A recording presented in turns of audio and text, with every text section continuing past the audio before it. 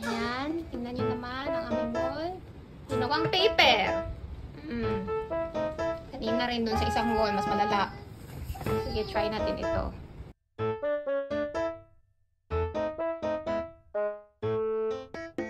Okay, next. Ayan.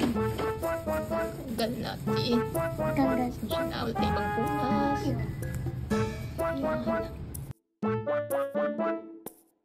Ay, kunting push na lang.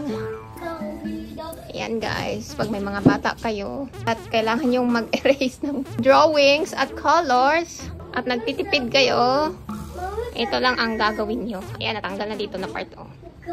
Saka dito. Ayan, so pag color siya, base lang na color white, i-rub yung konti, tapos punasan nyo with water. Basahan. Yan lang.